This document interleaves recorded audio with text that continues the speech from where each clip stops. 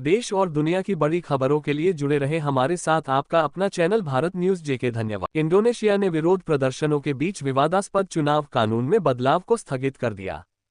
इंडोनेशियाई सांसदों ने अपने चुनाव कानूनों में विवादास्पद संशोधनों को मंजूरी देने की योजना रद्द कर दी।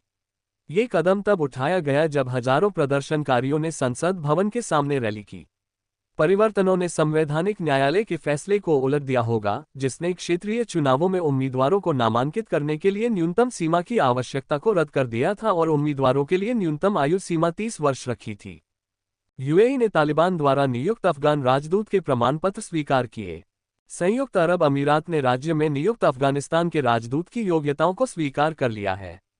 2023 में तालिबान ने चीन में एक राजदूत भेजा था, जबकि अफगानिस्तान में तालिबान प्रशासन को किसी भी देश द्वारा अंतर्राष्ट्रीय स्तर पर मान्यता नहीं दी गई है।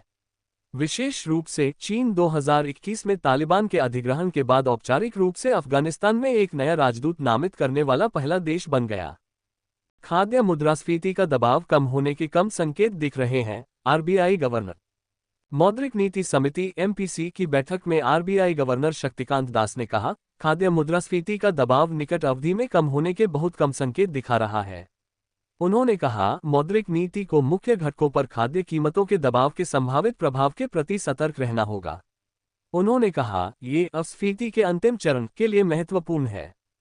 7,000 करोड़ रुपए की सावधि जमा वाला गुजरात का गांव एशिया का सबसे अमीर गांव करार दिया गया। गुजरात के कच्छ में माधापार को एशिया का सबसे अमीर गांव करार दिया गया है। भुज के बाहरी इलाके में स्थित गांव के निवासियों के पास 7,000 करोड़ रुपए की सावधि जमा राशि है। इस गांव में ज्यादातर पटेल समुदाय रहता है और इसमें 17 बैंक हैं।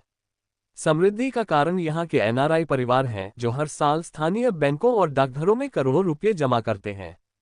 स्कूल ने चोटों के लिए साइकिल की सवारी को जिम्मेदार ठहराया। महाराष्ट्र में नर्सरी के बच्चे के परिवार ने यौन शोषण किया। महाराष्ट्र के बदलापुर के एक स्कूल में यौन उत्पीड़न की शिकार 2 नर्सरी छात्रों में से एक के परिवार के सदस्य ने कहा है कि स्कूल के प्रिंसिपल ने यौन उत्पीड़न की पुष्टि करने वाली मेडिकल रिपोर्ट को खारिज कर दिया है। इंडिया टुडे ने परिवार के सदस्य के हवाले से बताया कि प्रिंसिपल ने सुझाव दिया कि साइकिल चलाने के कारण लड़की के निजी अंगों में चोट लगी होगी। कर्नाटक के चित्रदुर्ग में भारी बारिश के कारण बाढ़ और क्षति हुई है। मंगलवार देर रात भारी बारिश के कारण जिले भर में भारी बाढ़ आ गई, जलस्रोत भर गए और बड़े पैमाने पर नुकसान हुआ। चल्लकेरे तालुक के बेदारेड्डी में 11 सेमी बारिश के साथ राज्य में सबसे अधिक बारिश दर्ज की गई। भारी बारिश के कारण बेदारेड्डी, मल्लसमुद्र, तालाकू और कोडली में तालाब ओवरफ्लो हो गए। कर्नाटक के चित्रदुर्ग में भारी बारिश के कारण बाढ़ और क्षति हुई है।